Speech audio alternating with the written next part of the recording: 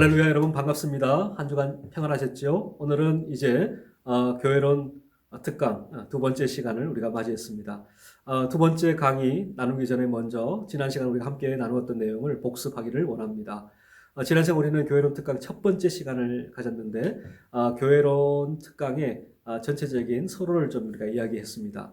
그 내용 가운데 하나 중요한 핵심은 바로 교회는 건물이 아니라 교회는 사람이다. 택함받은 구원받은 구속받은 하나님의 백성들 즉 성도들이 교회이다 라는 것을 말씀을 드렸습니다. 그리고 첫 번째 강의 바로 교회의 필요성에 대해서 우리가 함께 나누었는데요. 교회의 필요성을 강조한 사람 바로 캘빈은 교회는 마치 어머니와 같다라고 이야기를 했고요. 또 키프리아는 교회를 어머니로 모시지 않는 자는 하나님을 아버지라고 모실 수 없다라고 강조했어요. 맞습니다. 교회는 어머니와 같은 존재예요. 우리가 구원받아 하나님의 백성이 됐지만 여전히 우리는 유아, 어린아이, 젖먹이와 같은 믿음과 신앙을 가지고 있습니다. 이것이 믿음의 장성한 자로 이어지기 위해서는 성장과 성숙을 이루기 위해서는 우리가 교회를 통해서 가르침을 받고 양육을 받고 교육을 받아야만 가능하다라는 것입니다. 따라서 교회는 마치 어머니와 같은 존재이다라는 거죠. 또 하나 중요한 것은 교회의 시작인데 교회는 삼위 하나님의 공동의 사역, 공동의 역사이다라는 것입니다. 따라서 성부 하나님은 창세전에 이미 교회를 세우시기로 작정하시고 계획하셨어요. 그리고 성부 하나님의 그 계획과 작정을 따라서 성자 예수님은 그것을 성취하셨고 교회를 세우셨어요. 어떻게 해요? 이 땅 가운데 육신의 몸을 입고 오셨고 또한 십자가에 달려 죽으시고 부활하심을 통해서 그것을 성취하셨고 또한 교회를 세우셨다라는 거죠. 또 성령 하나님은 이제 그 교회를 적용하시고 보존하시고 또한 발전시키신다라는 것입니다. 이 삼위 하나님의 공동의 사역, 역사, 그것이 바로 교회입니다. 자, 이제 두 번째 우리 특강의 주제는 바로 교회의 정의입니다. 교회를 우리가 정의하기 위해서 먼저 이 교회라는 단어, 이 교회라는 말이 성경에 어떻게 쓰여졌는가를 우리가 좀 살펴볼 필요가 있습니다. 그렇다면 이 교회라는 말, 이 교회라는 단어가 언제 누구에 의해서 처음 쓰여졌는가를 살펴볼 필요가 있어요. 그 힌트가 되는 게 바로 성경 마태복음 16장 18절의 말씀이에요. 이 반석 위에 내 교회를 세우리니 라는 말씀인데 바로 예수님께서 하신 말씀이에요. 예수님께서 마태복음 16장 18절에서 이 반석 위에 내 교회를 세운다라고 말씀했어요. 그러니까 교회라는 말을 처음 사용하신 분이 바로 예수님이세요. 그리고 신약 성경입니다. 자, 그렇다면 구약 성경에서는 이 교회라는 단어가 사용되고 있는가? 실제적으로 이 교회라는 단어가 사용되지 않습니다. 그런데 이 교회가 의미하는 그러한 의미를 담고 있는 그러한 단어들이 사용은 되었어요. 그 첫 번째 단어가 뭐냐 하면 바로 에다라는 단어예요. 또 하나 단어가 뭐냐 하면 바로 카할이라는 단어입니다. 카할이라는 단어와 에다라는 단어가 구약 성경에 사용되고 있습니다. 자, 그럼 먼저 카할이라는 단어를 한번 살펴볼까요? 카할이라는 단어는 바로 회중, 또 집회라는 의미가 있는데 이것은 불러 모으다라는 말이에요. 또 이것은 소집하다 이런 의미를 담고 있습니다. 이 카할이라는 히브리어가 한글 성경으로 번역되면서 회중이라는 단어로 번역이 되었습니다. 이 의미가 어떤 의미냐 하면 하나님의 백성들의 실제적인 집회, 그것을 바로 카할이라고 말해요. 다시 말씀드립니다. 하나님의 백성들이 모이는 실제적인 집회, 그것이 바로 카할의 의미이다. 또 하나 의미가 있다고 그랬죠? 에다라는 단어예요. 이 에다라는 단어도 회중 아니면 뭐 집회 이런 의미로 사용되었죠. 그런데 이 에다라는 단어는 어떤 단어에서 이것이 파생했냐 하면 야드라는 단어에서 이게 파생이 돼요. 이 야드라는 단어는 어떤 의미냐 하면 지정하다, 지목하다 이런 의미가 있거든요. 따라서 이 에다라는 단어는 바로 지정에 의한 모임, 지목에 의한 모임이라고 할 수 있고요. 또 이것은 하나님의 백성들의 단체, 하나님의 백성들의 단체라고 또한 의미를 부여할 수가 있습니다. 자, 그렇다면 이 칼과 에다 이 두 단어는 어떠한 차이점을 또 어떻게 우리가 구분해 줄 수 있을까라는 거죠. 여기에 대해서 유명한 조직신학자인 벌커프는 이렇게 이야기를 합니다. 앞서 제가 말씀드린 것처럼 가을은 하나님의 백성들이 모이는 실제적인 모임이요. 에다는 하나님의 백성들의 단체이다 라고 말했어요. 이걸 좀 더 쉽게 좀 풀어서 설명하자면 이렇게 설명할 수 있어요. 가을은 구원받은 하나님의 모든 백성들을 가리킵니다. 구원받은 하나님의 모든 백성들을 가을이라고 할 수 있겠고요. 에다라고 한다는 것은 하나님의 백성들의 단체인데 지정하고 지목받은 거잖아요. 구약 성경에 하나님의 선민으로 선택받은 이스라엘 백성들을 지목하고 지칭할 때에 에다라는 표현을 쓴다라는 거죠.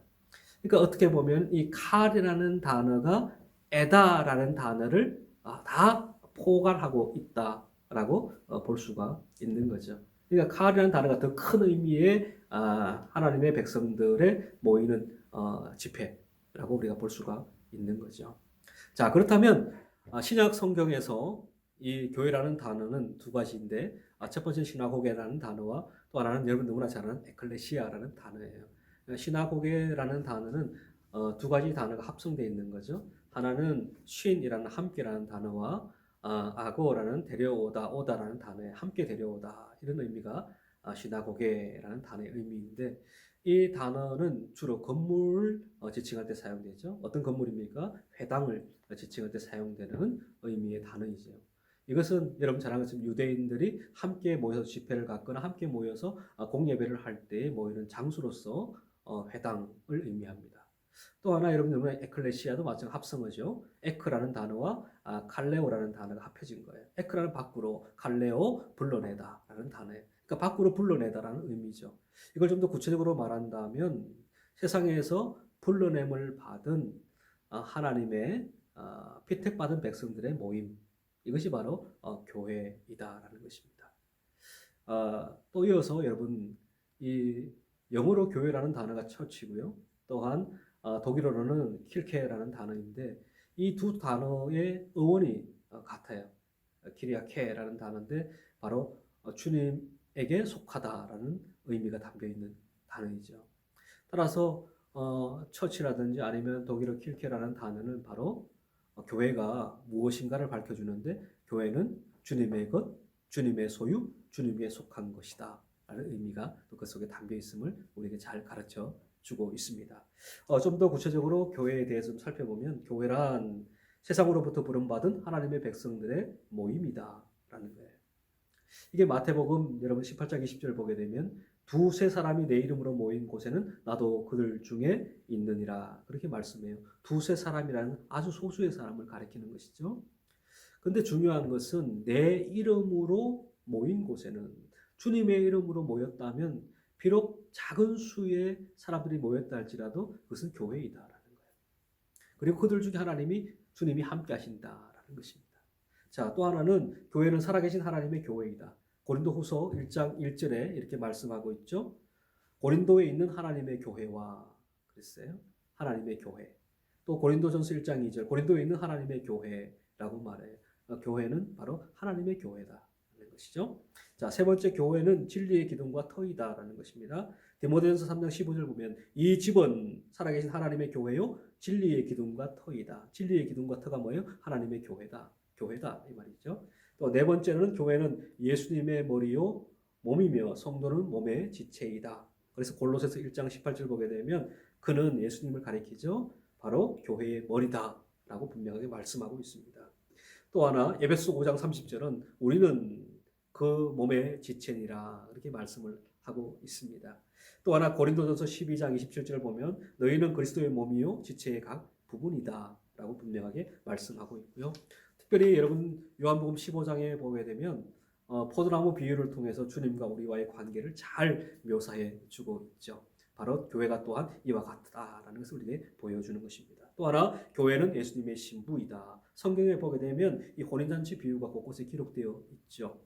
이것은 이 비유를 통해서 예수님이 바로 우리의 신랑이 되시고 교회는 그분 예수님의 신부가 된다라는 것을 잘 보여주는 말씀입니다. 비유입니다. 또 하나 교회의 주인이 예수님이시다라는 거죠. 마태복음 16장 18절 제가 좀 전에 언급을 했지만 이 반석 위에 내 교회를 세우리니 내 교회예요. 소유가 누구예요? 주님이죠. 따라서 교회의 주인은 누구예요?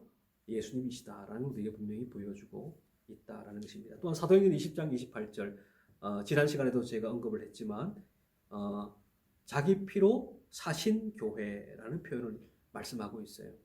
따라서 피를 주고 피값으로 사신 교회이기 때문에 바로 주님의 소유가 되었고 주님의 것이 되었고 교회는 바로 주님의 것이다. 따라서 교회의 주인은 다름 아닌 주님이 교회의 참된 주인이시다라는 것을 분명하게 보여줍니다.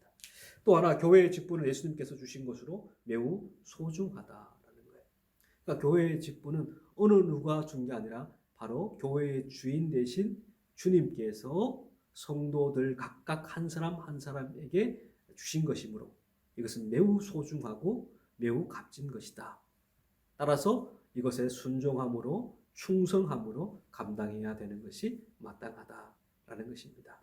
자, 오늘 이제 두 번째 강의 교회의 정의에 대해서 우리가 함께 살펴봤습니다. 이 교회의 정의를 여러분이 바르게 내린다면 여러분은 올바른 교회에 대한 입장을 표명할 수 있을 것이고요. 또 하나 여러분은 건강한 교회의 모습을 위해서 한 걸음 더 전진해 나갈 수 있게 될 것입니다.